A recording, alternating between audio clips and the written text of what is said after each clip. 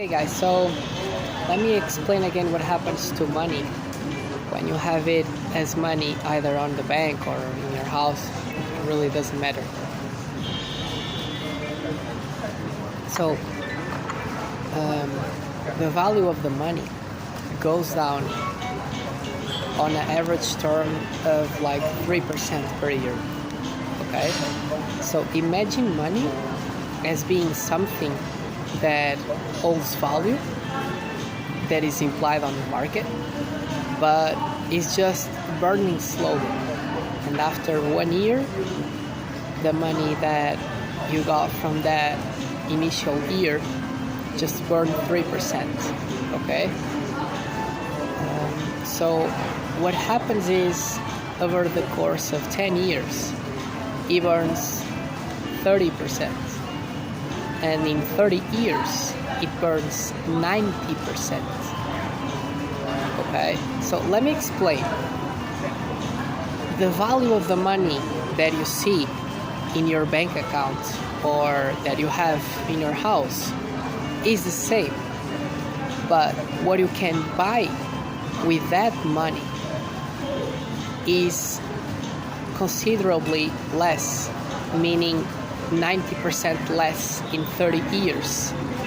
So if you have 100 euros today, okay, what you can buy with 100 euros will be in 30 years 90% less than what you can buy today.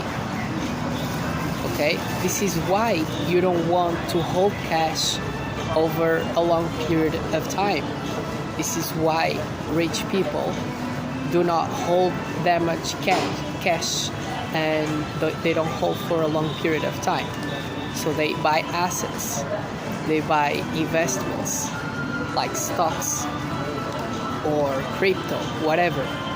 But holding as cash throughout a big period of time, as you can see, just makes the value essentially disappear, because you cannot buy a lot of things in 30 years with the money that you produce today. You can buy only 10% in 30 years of the money that is produced today. Okay? This is important to understand, because there's people that say it's a risk to invest because the price fluctuates a lot and very fast. It is true. But if you look historically, especially the investments that are going up in very consistent ways, like the S&P 500, the Nasdaq, like those things tend to go up, okay? And if you see throughout history, you can see that it just goes up. It can go down on short frame periods, but it goes up on the long term, while the value of the money goes down on the long term. Now, you can't see the graphic of the money going down in value because you have to compare it to goods.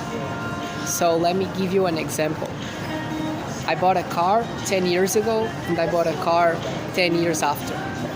The car was similar in terms of the type of car, the cost was pretty much similar.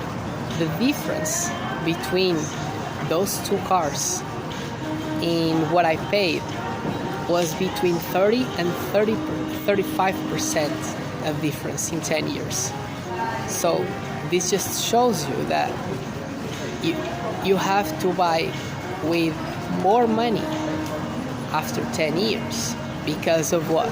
Because the value of the money is just going down over that period of time. So if you make this type of comparisons, you understand this happens. Let me tell you that either my grandfather or my grandfather, I'm not sure which one of those, but one of those could have bought a house for a price of 10 euros. 10 euros. Today, you cannot do this. It's like insane. 10 years today, you can have a lunch, you can have a dinner that is not very expensive. So you see how the value of the money goes down drastically.